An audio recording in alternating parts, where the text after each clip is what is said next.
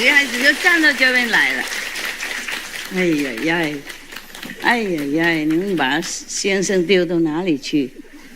来这边占我地方，你看抱到那边去了。男孩子还好吗？啊，会不会被太挤了？哎，奇怪，这个时代女孩子修很多啊，啊，女孩子修很多，哈 ，OK， 可怜男孩子，在家里被欺负，来这里被娶，当和尚算了啊，佛教你们当和尚，不当啊。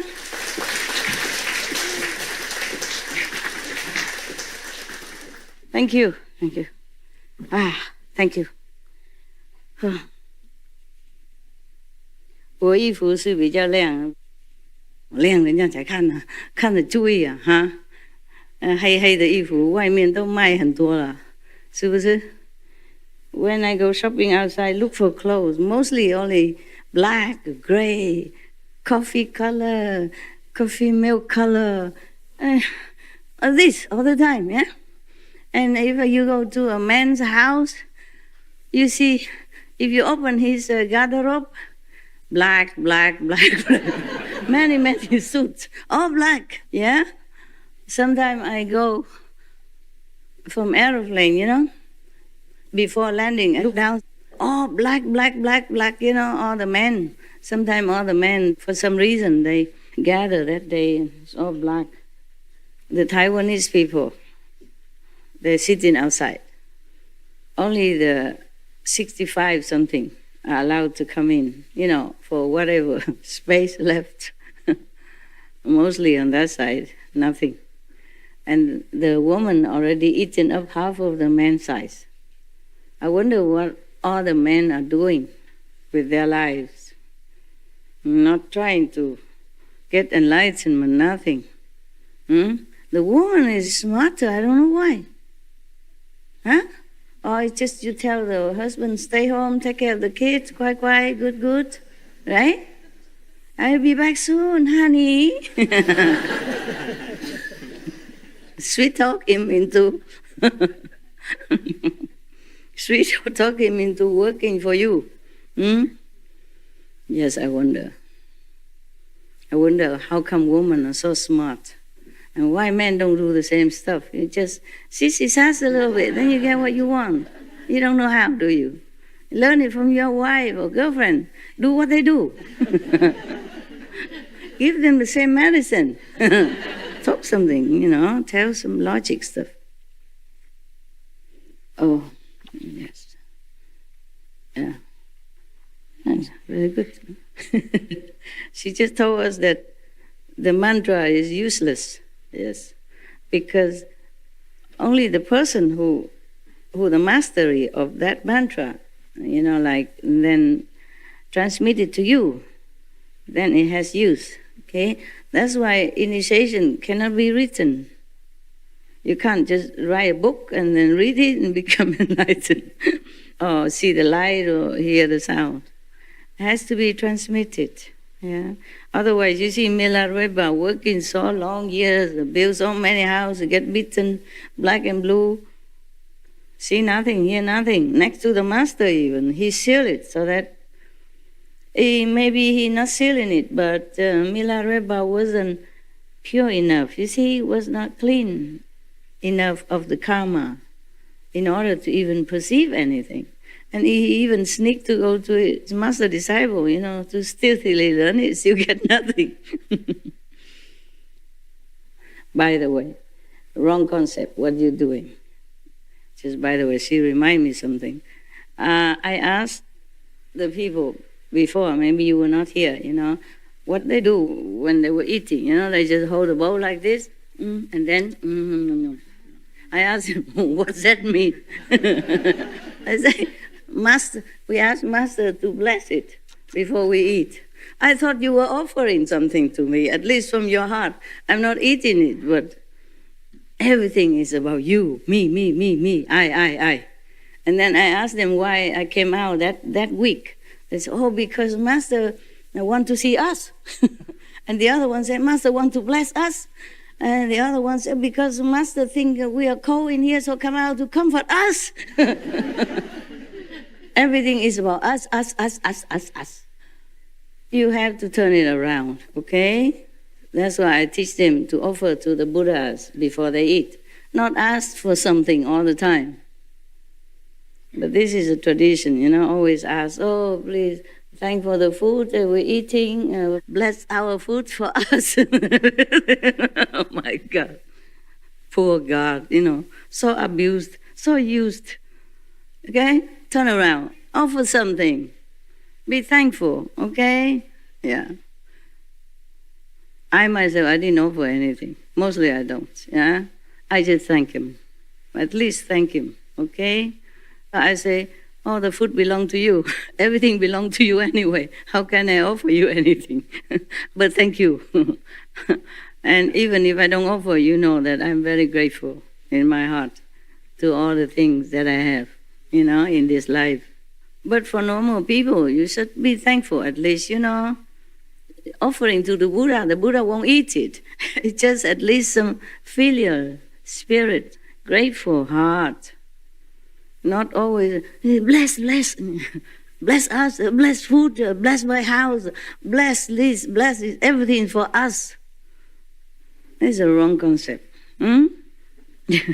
Of course, the master will bless your food, but why don't you, say something? Huh? Thank you, or my master also have good food and enjoy or something. Always bless it, give me. That's wrong, okay? That's wrong. Your parents gave you all the things until you grown up. Is correct, yeah? But sometimes, now and then, you have to make some offering to them. Even they don't ask, you bring them to a restaurant, cook for them, something, Not always the parents give the whole life and then grown up already still want to take something. That's wrong concept, okay? We have to change. We have to be something better than just taking. In case you didn't know, maybe some of you know already. So where did I mark it then? Here. I saw many greens, that's why this green is the one. We should really thank the past masters, monks and nuns and scholars who have taken time to record the Buddha's teaching after the master's nirvana. And also for the past and present persons, lay or monks or nuns who have really dedicated themselves, sacrificed their time and precious health or under any difficult situation to translate this so that I can read it to you. And we have to thank them. And may they be blessed forever by all the Buddhas, past, present, and future. May their merit be immense. May they be liberated forever. Thank you.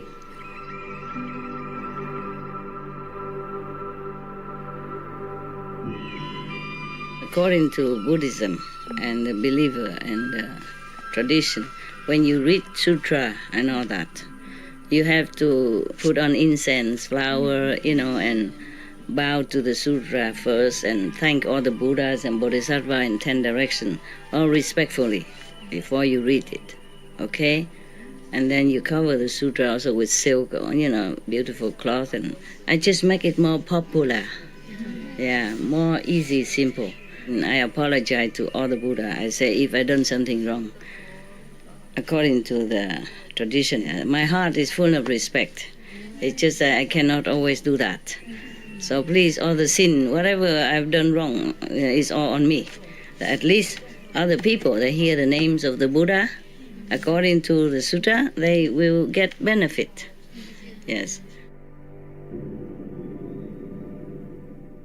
The last one we talk about is the monk who contemplated on the body and the environment and realized that everything normally pure, but then some false concept or something that is impure arise and then mix with it and make it become not so pure. Yeah, originally it's all from the Buddha. This is what he said. but then some foulness, meaning impurity, arised, and then it mixed up, and then it looked like that. So he contemplated that and then became enlightened. Now the next monk, the pure youth moonlight.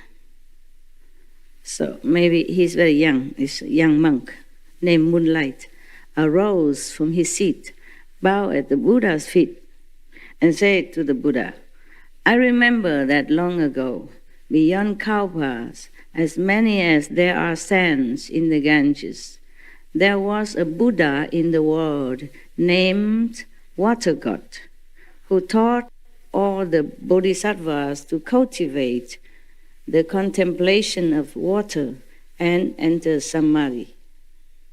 I reflected upon how throughout the body the essence of water is not in discord.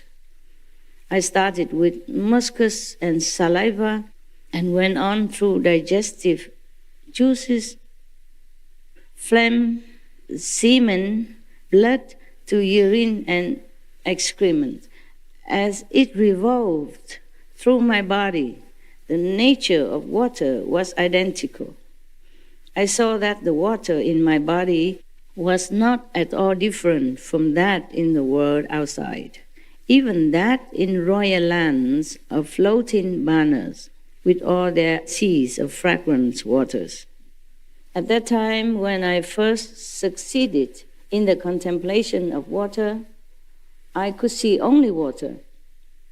I still had not gotten beyond my physical body. I was a bhikshu then, at that time, and now he also is, but at that time he was. And once when I was in dhyana, repose, in my room, dhyana means meditation, Zen, a disciple of mine peeked in the window and saw only pure water there, which filled the entire room. He saw nothing else. The lad was young, that disciple of his, and not knowing any better, he picked up a tile and tossed it into that water in the room. The monk was contemplating water. Therefore, he identified himself even already with water. He so concentrated that nothing else there except water. And then his disciples saw only water. He's just a kid, Normally you see water and sometimes they throw a stone to see it, boom, something like that. To see the circle. Yeah, they do that with no reason. It hit the water with a plunk. He gazed around and then left. When I came out of concentration, I was suddenly aware of a pain in my heart, and I felt like Sariputra must have felt when he met that cruel ghost. That's another story. I thought to myself, I am already an arhat and have long since abandoned conditions that bring on illness, mean he won't get sick ever. Yes. Why is it that today I suddenly have a pain in my heart? Am I about to lose the position of non-retreat? Meaning, position of non-retreat, just like non-return, I mean, you always forward, you never go back to the physical existence ever again. I mean, you're forward already. You would never coming back. But he doubted because he has a pain in his heart.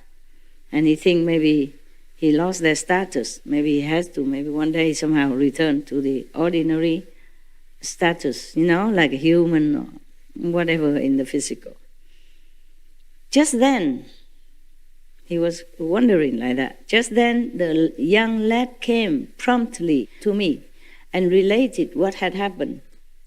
I quickly said to him, when you see the water again, you may open the door, wade into the water and remove the tile.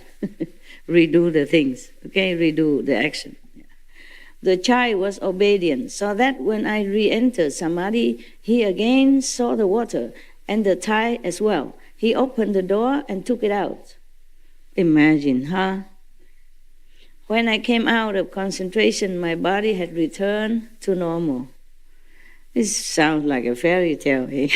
Imagine, you already have so much concentration so that you became even identical with water, with whatever the object that you concentrated upon, and still cannot discard whatever that is added onto your being at that time, such as a stone, or the tie from the kid.